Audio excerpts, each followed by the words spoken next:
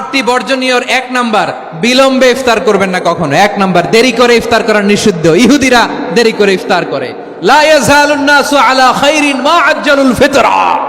বিশ্বনবী বলেছেন, এই উম্মত যতদিন আগে আগে ইফতার করবে, এই উম্মতের কপাল থেকে কল্যাণ কেউ ছিনিয়ে নিতে পারবে না। চিল্লায় বলেন ঠিক কিনা? আজানের জন্য বসে থাকবেন না, সময় দেখবেন। স্থানীয় সময় যখন সূর্যাস্ত হওয়া মাত্রই বিসমিল্লাহ, খেজুর খেয়ে ফেলবো। পারবেন তো নাকি দেরি করবেন? 2 নাম্বার, রমাদানের পবিত্রতা বজায় রাখবো। কোনো তর্ক বিতর্ক অশ্লীলতায় আমরা জড়াবো না, ঝগড়া করবো না, সরাসরিও না, ফেসবুকেও না। করবেন?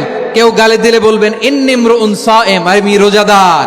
আল্লাহর হাবিব শিখিয়েছেন, কেউ যদি তোমার গালি দেয়, কটু কথা বলে, অশ্লীল কথা বলে, রমজানে তুমিও বলতে পারবা না। তুমি বলতে পারবা ইন্নী ইমরুউন সায়েম, আমি রোজাদার।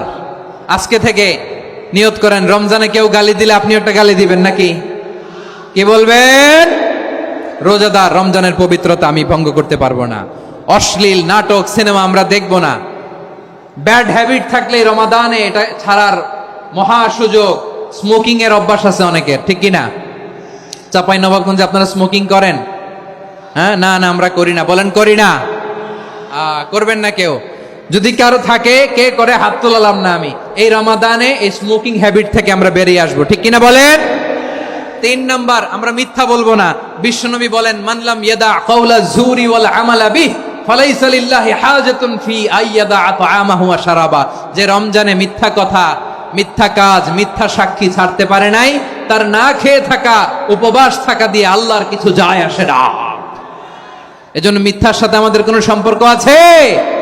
মিথ্যা বলবো না। 4 নাম্বার, অপচয় করব না। ইন্নাল মুবাযযিরিনা কানু ইখওয়ানাশ শায়াতিন ওয়া কানা শাইতানু লিরাব্বিহি কাফুরা। অপচয়কারী শয়তানের ভাই। আচ্ছা, যে শয়তানের ভাই ও নিজেও আরেকটা কি? শয়তান। যে শয়তানের ভাই ও নিজেও আরেকটা কি? অপচয় করব না। ইফতারি করতে যে আমরা অনেকে অপচয় করি, এগুলো করবেন আপনারা? না, অপচয় অপব্যয় করব না। 5 নাম্বারে, রিয়া, লোক দেখানো ইবাদত আমরা করব না। লোক দেখানোর জন্য নামাজ, রোজা, জিকির, তেলাওয়াত, দান সদকা এগুলো করলে আল্লাহর দরবারে এগুলো কবুল হবে? বিশ্বনবী বলেন, দাজ্জালের ফিতনার চেয়ে একটা বড় ফিতনার ভয় আমি করি। সেটা কি? আর রিয়া, শো অফ মেন্টালিটি, লোক দেখানো মানসিকতা। এটা থেকে আমরা বিরত থাকবো ইনশাআল্লাহ। 6 নাম্বার, অনেক গুরুত্বপূর্ণ। ব্যবসায়ী ভাইয়েরা, ব্যবসা করেন কারা কারা? হাত তুলে দেখান তো আমারে। মাশাআল্লাহ, হাত নামান।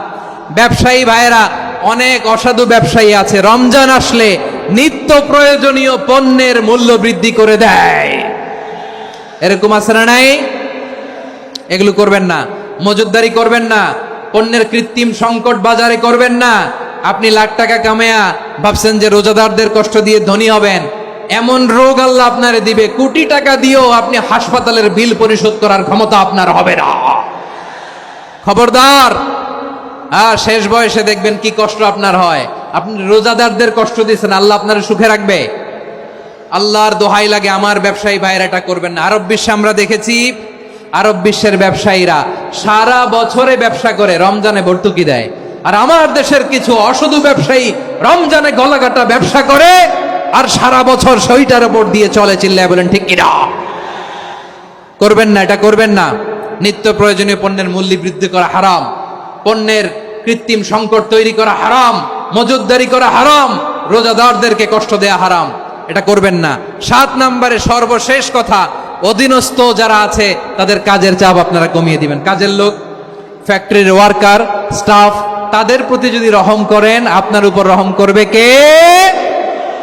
এই পবিত্র রমাদানে 7টা করণীয়, 7টা বর্জনীয় মনে রাখা যাবে তো ইনশাআল্লাহ?